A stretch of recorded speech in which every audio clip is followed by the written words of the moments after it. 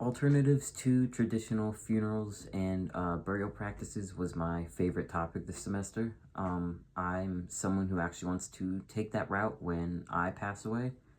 I wanted to talk a little bit more about them today. I think they're just as important for the environment as they are neat to discuss and learn about. For generations, families have typically chosen traditional burial or cremation when their loved ones pass away. I'm sure you've heard of at least one of those options. Um, and these options they're widely available, they're very common, and they align with many cultural and religious customs. And while they're still popular today, there are some new alternatives that have been really emerging in recent years. We talked about human composting, green burials, aquamation, just to name a few.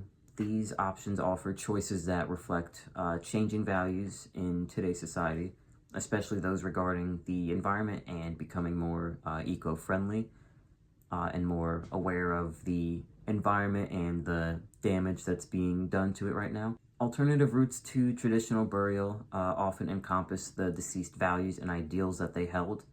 And in my opinion, there's no better way to honor the dead than by encapsulating what they held closest to in life. I believe it's important to talk about and make more people aware of these alternative routes to traditional funeral and burial practices because they offer a more sustainable and eco-friendly way to say goodbye to a loved one. And as someone who loves nature, tries to be as environmentally conscious as I can, and has a little bit of a green thumb, I think certain alternatives like human composting or living cocoons with the mushroom coffins, I think they're very appealing, and I think they would be appealing to others who share similar ideas on conservation as me. I myself want to go through natural decomposition when I die, because I want to give back to the earth and support biodiversity. And it's very comforting to know that I can be returned to the earth without any harsh chemicals or materials to damage it. And I'll be supporting nature even after I'm gone. In class, we learned a little bit about some alternative practices, some of those being human composting, aquamation, and green burials, like I briefly mentioned earlier. And while I think those and everything else that we covered from the resources that week, I think they're very cool and important. But I wanted to share a little bit more about two practices that I actually considered. And those two practices are coral reef burials and body donation, which is a little bit different than organ donation, but same vein, no pun intended. And please note that I've also considered sky burial with the vultures. But as much as I love that practice and as cool as I think it is, I think it gets talked about enough. So I'm going to shift my focus on coral reef burials and body donation. In a coral reef burial, your loved one's ashes are mixed with a pH-neutral concrete and molded into something that's called a reef ball. And it's placed on the ocean floor alongside similar structures to support marine sea life and biodiversity. These structures collectively mimic a natural reef, providing habitats to sea life and flora and fauna that can thrive in coral. There's an organization based in Key Biscayne, Florida, which is not too far from Miami. This organization is called the Neptune Memorial Reef. It's an artificial reef and resting place for those who choose cremation and want to be memorialized in an underwater setting.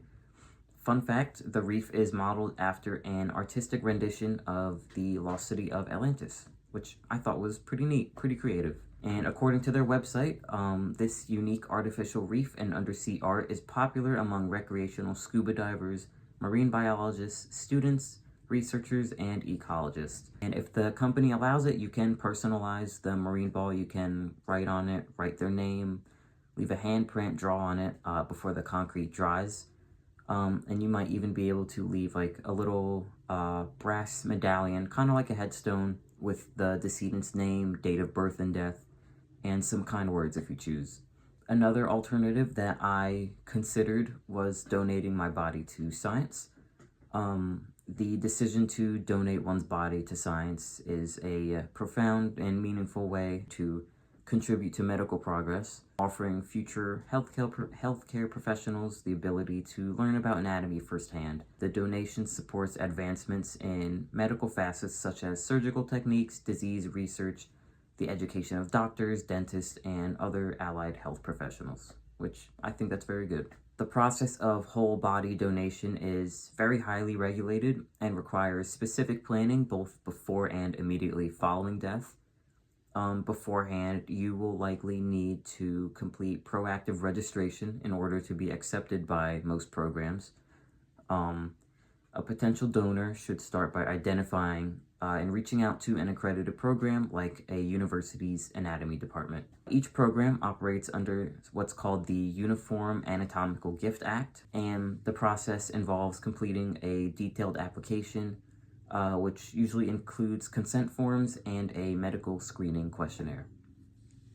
Programs often require the donor to authorize the donation through written first-hand consent, and it's also important to communicate the decision to donate to family members and the designated legal executor. Although it's the individual who makes the authorization to have their body donated to science, a lot of programs do require the legal next of kin to confirm the donation after the person dies. So, in conclusion, alternatives to traditional burial reflect one's wish to give back and make a difference in the world. And now, more than ever, a lot of people are increasingly seeking burial options that reflect their personal values and beliefs, myself included. And these alternatives can be a way to honor the deceased in a way that aligns with their values while also contributing to the greater good, which is why I believe they are so important. Thank you.